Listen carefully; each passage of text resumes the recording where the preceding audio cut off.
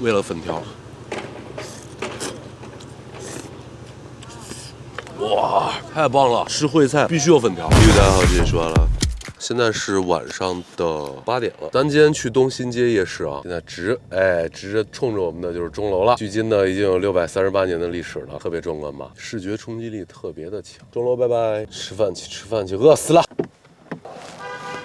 这是今天的红包，老规矩，先到先得。里面有地方没有？今天扫码。开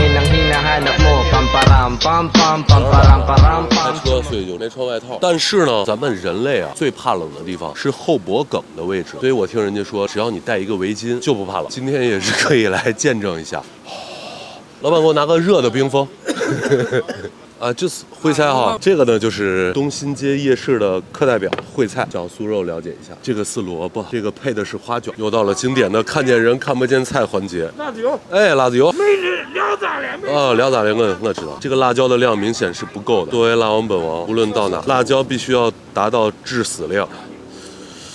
东新街有2家烩菜都特别有名，为啥吃这家呢？因为基本上一样的价格，只有他家有粉条，所以就比较划算。为了粉条。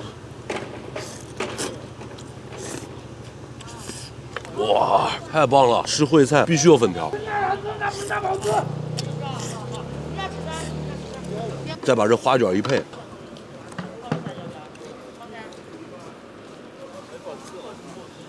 烩菜里的经典丸子，太棒了！烩菜里的牛肉啊，肥的牛肉还不少，好吃。豆干，可以。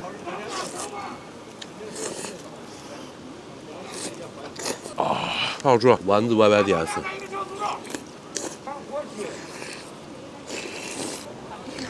这还有3分钟没？2分钟，一碗走了。西安特色啊，涮牛肚，外地可能也有，但绝对不是这个样子的。怎么吃呢？拿起来，把豆皮儿还有牛肚全部撸进去。处女座的你现在是不是特别心烦？就怕撸不干净，全部撸掉，干净了。然后呢，不着急吃，拌一下。搅拌完之后就是这个效果。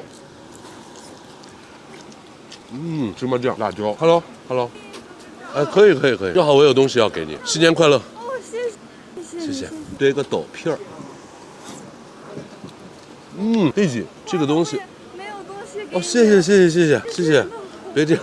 新年快乐。该送花了，谢谢美女的花。出了西安，这东西基本上吃不到。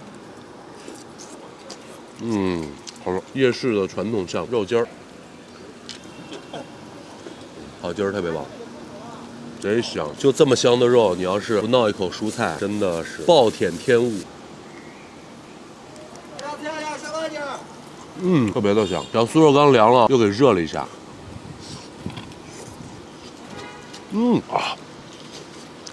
好吃。